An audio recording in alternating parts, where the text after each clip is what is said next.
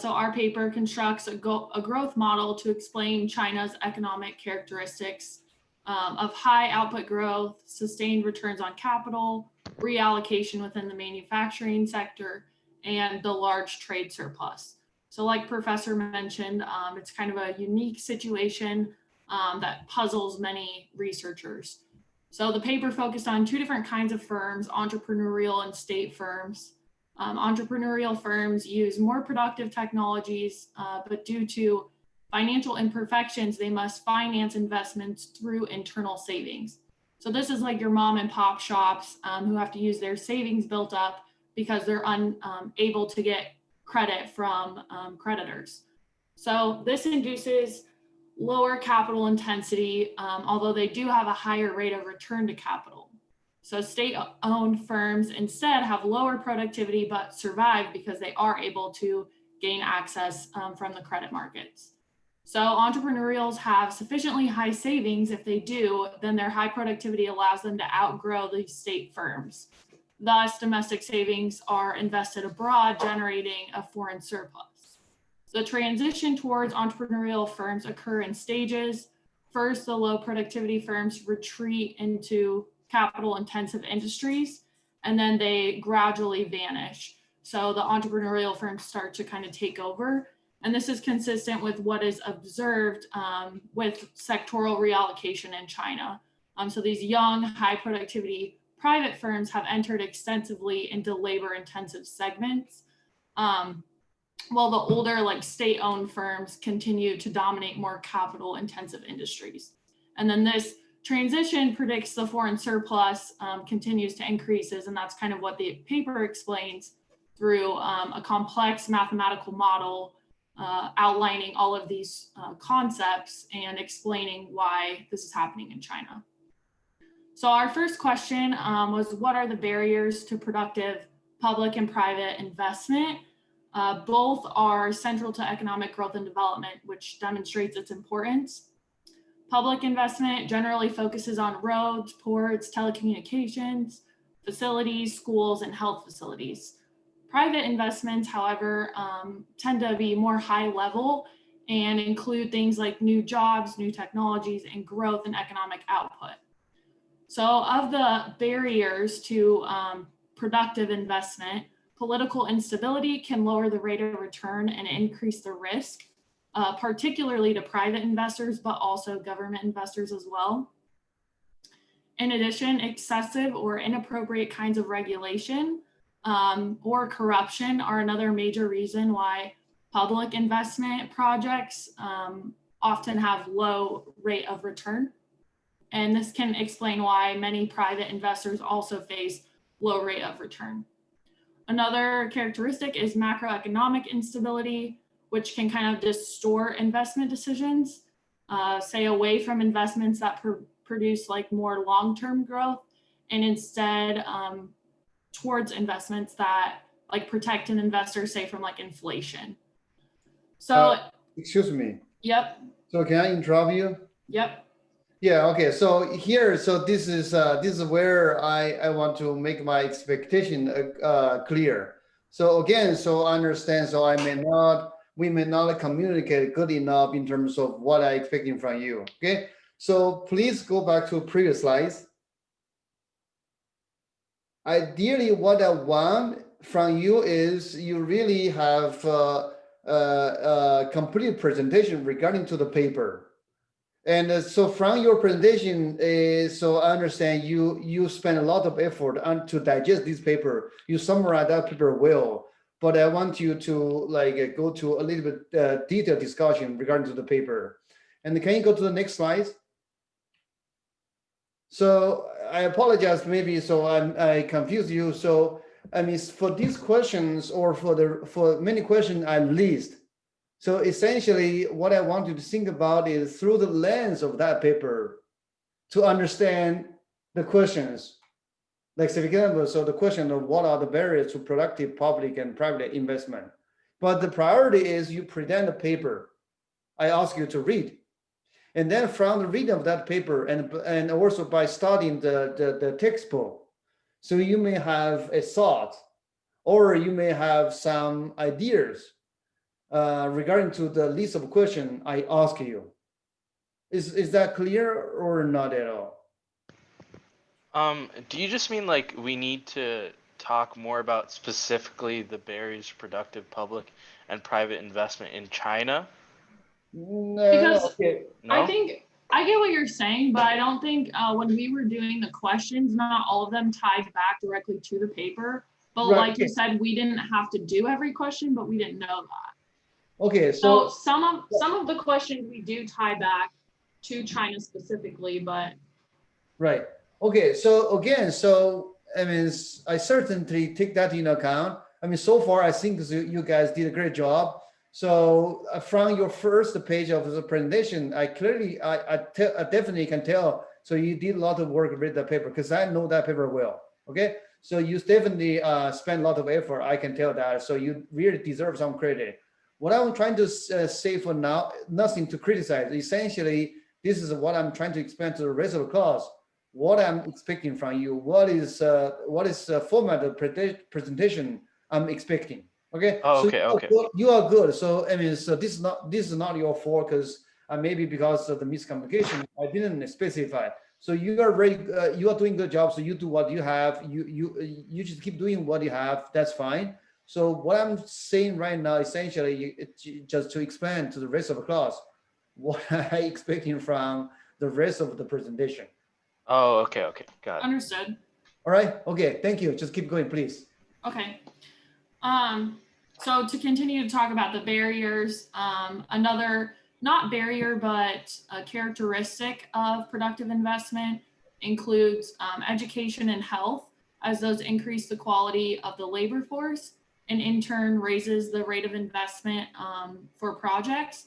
And then also more open economies provide opportunities for high return investments not only just for exporters, but also for any investments that use imported inputs. So the graph on the left shows private and public investments in China. Without doing any further research on this, looking at the paper that we read, it suggests that these levels have been declining due to foreign investment, as we previously discussed. In addition, China has the dictator political system, like we know, and some instabilities which based on these barriers would suggest lower rates of return for investment. So moving on, the next question was the benefits and drawbacks of foreign direct investment and what government policies can do to support that. So just a little background, foreign direct investment is long-term investments where non-resident entities gain significant management control in a host country. This investment typically goes towards one of the following categories, either natural resource activities, manufacturing and services, or labor-intensive manufacturing. So FDI can be a source of capital, like we talked about in class, which is usually more stable because it's attracted to innovations or long-term economic strengths. FDI can also create demand for labor, generate employment, help increase specialization in production, give access to world markets, and in addition, transfer technology skills and ideas. So although FDI is commonly looked at as a positive thing, some research have looked into the negative spillover effects, which include things like environmental pollution, inaccurately investing in inefficient activities, and loss of control to local businesses. So some policies that can be implemented to encourage foreign direct investment is to improve general investment environments, introduce incentives to attract investments, and impose requirements of multinational corporations. So one example that we tied it back to is the Belt and Road Initiative in China. That's using federal direct investment or foreign direct investment to help develop a transportation network across Asia and Africa to promote trade and ultimately grow growth in China.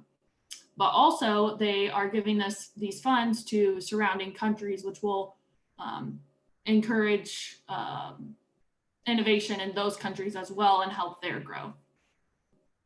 So when done precisely, foreign direct investment can be very beneficial to an economy, but it's also important to be aware of the drawbacks when making investment decisions.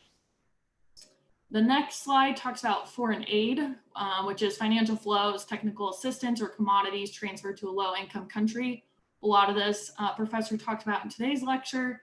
So it must be designed to promote economic development and welfare as its main objective, and it must be provided as either a grant or a subsidized loan. Most aid is given through bilateral assistance agencies. However, the largest multilateral agency is the World Bank. The only part of the World Bank that actually provides foreign aid is called the International Development Association, IDA. So donors look at a variety of characteristics to determine who receives aid. Some of these characteristics are foreign policies and political alliances, income levels and poverty, country size, commercial ties, and level of democracy. So there are a lot of things they look at to decide who should receive aid.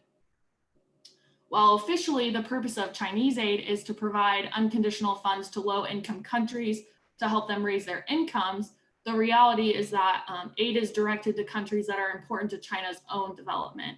So some of the largest recipients of Chinese foreign aid have been countries in Africa that are exporters of oil or have given China the right to explore for oil. So that just kind of gives a little bit of background of foreign aid, and then Yusuf will take it over from here to talk a little bit more about our next piece. Thank you, Jordan. So I'm going to talk about foreign aid and development, specifically how China has distributed foreign aid. So foreign aid, it's important because it's used as a tool to promote economic growth and development in developing countries, like Jordan said. Specifically, there's usually four main ways that it's designed to do so. One, it can stimulate economic growth in countries that are struggling, right? It can promote development, it can support subsistence, and fourthly, it can stabilize an economy after a recession or a shock. So an example of that. Excuse me. Sorry to interrupt you. So two questions. So why you look at Chinese foreign aid? Because typically, so people will think about China, so like think about China as a recipient of foreign aid. Why you look at China's foreign aid to other country? The other question is, sorry, let me finish. Sorry. No, you're good. You're good. The other question is, this graph, you compare 1950 to 2009 and then 2010 to 2012. So I just wondering, what's the total size of foreign aid Chinese gave distributed to the rest of the world in this two time period? Yeah, I don't know the exact number, but what I would assume is that from the period from 1950 to 2009 compared to the 2010 to 2012, that China is giving out a lot more foreign aid to countries nowadays. Even though the percentages might be very similar, I believe their budget that they give out to in terms of foreign aid is a lot larger, just because. That's no surprise. Yeah, I'm just curious, like how big is the difference? Well, that's fine. So you don't have answer. That's fine. So can you tell me, so why you want to look at Chinese foreign aid?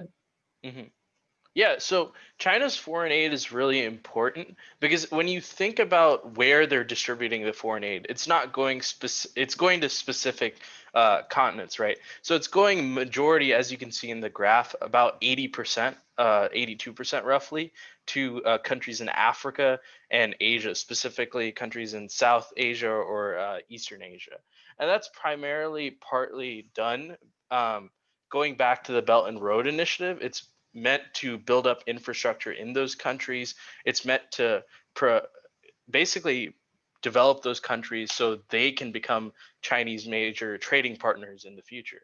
So right now, China develops or depends a lot on Western Europe and the United States to sell some of its exports, right? I ultimately believe that China's goal is to develop these countries up to a point where they're buying Chinese products, right, for example, or they are outsourcing themselves to these countries. So in terms of how these viewpoints are looked at, the purpose of foreign aid kind of varies if you look at how economists think about it. It can be either it supports growth and development through capital stock purchases, right? There's no impact on growth of these countries, or aid works conditionally. So if you think about how China is distributing this foreign aid, an example that you can look back to the United States is after World War II, the United States invested billions of dollars into the Marshall Plan to rebuild infrastructure in Europe, in Western Europe specifically.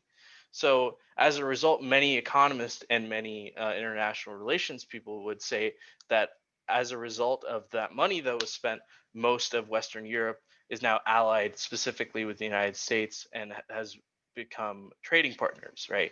But you could also think of that doesn't really take into account, if there's political instability in a country recently, then those alliances and diplomacy can change very rapidly. So that's why there's those kind of different viewpoints. So from that, we can learn that the purpose of foreign aid can really vary depending on what it's being used for, and its use is a bit controversial. So in our next slide, we talk about the determination of household and corporate savings.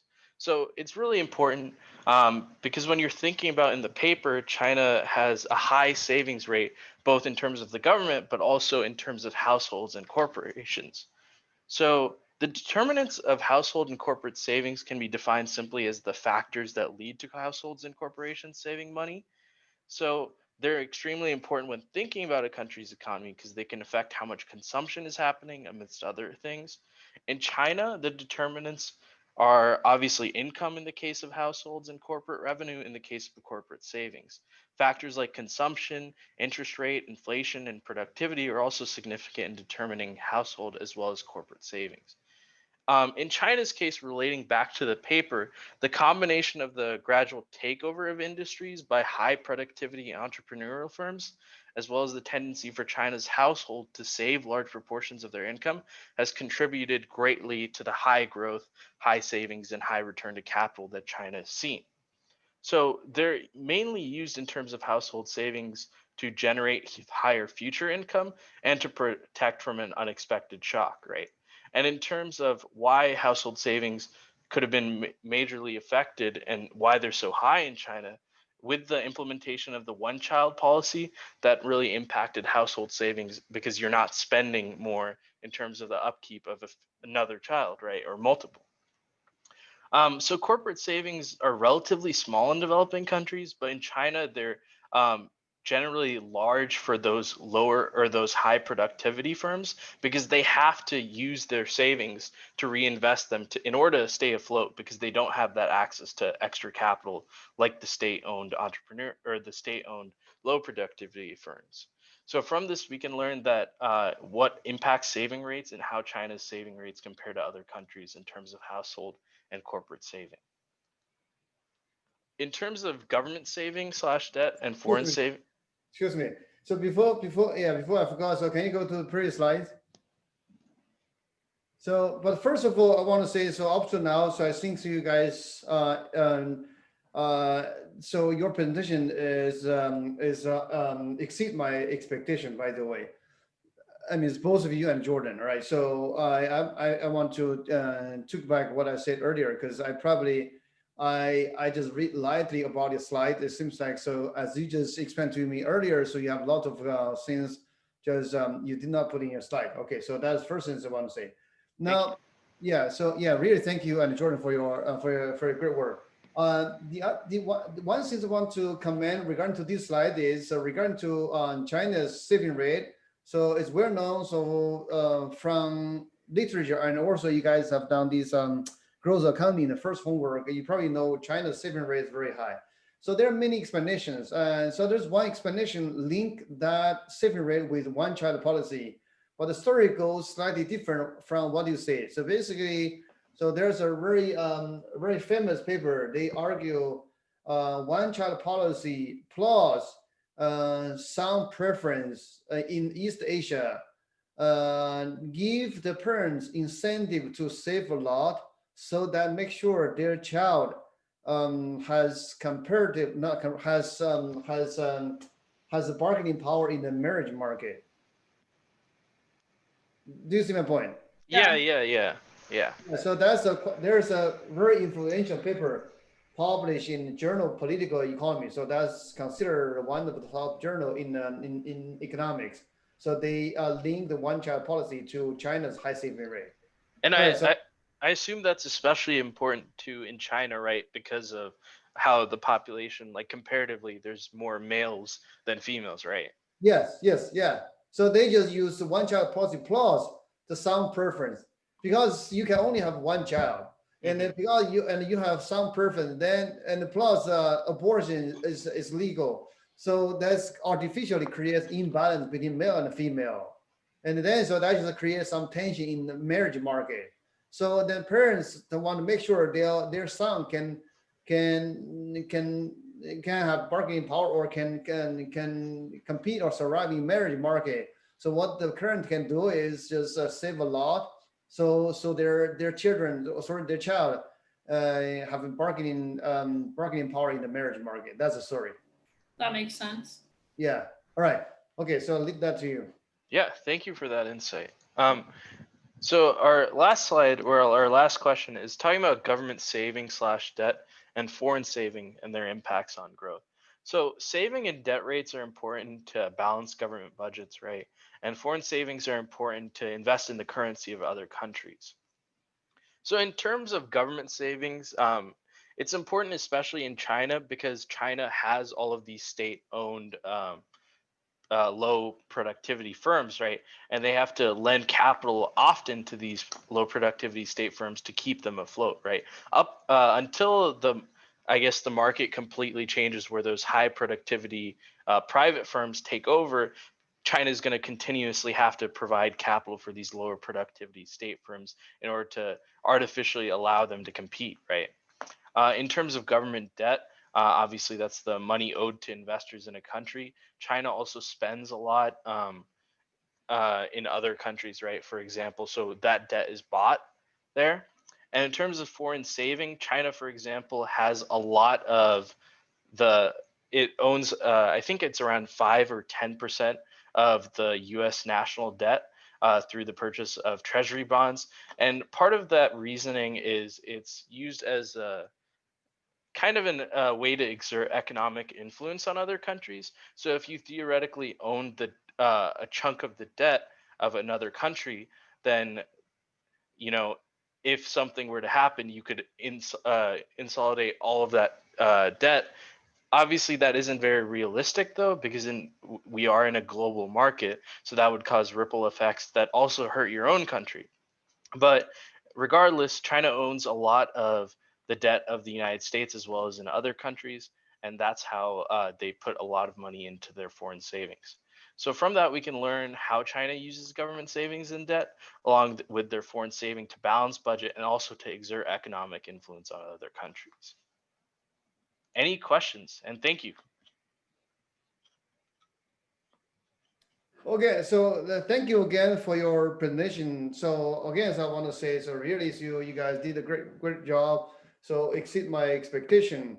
So again, so this is regarding to the future group. So the what I was looking for is maybe you just go in a little bit details in discussing one or the other questions, or particularly I strongly prefer you read the paper and dive into the paper, and or if you pick questions and I want you to pick a few questions instead of everything, right? So it's up to you. So like you can just follow today's format, so you just cover everything, and for each questions you pick, so you kind of have a self-contained answer or self-contained discussion as they did. But the other way or the alternative way is, so you just go in depth of the paper and then just pick a few questions from list of questions I offer, so somehow connect with the paper, so make everything organic. Either way, right? But so I must congratulate for your excellent presentation. So you guys did great job. Thank you so much. Thanks. Thank you. So any other questions, any concerns? Okay, so I guess so that's for today. So I want to stop here for today. A few things. Next week, so we have, I believe we have two, I don't know how many, two or three, the group presentation. And the other things is, so next week, so I'm going to discuss the homework 3, because homework 3, so is going to be covered in midterm 2. So I want to make sure. So if I forgot, remind me. So I will discuss homework 3.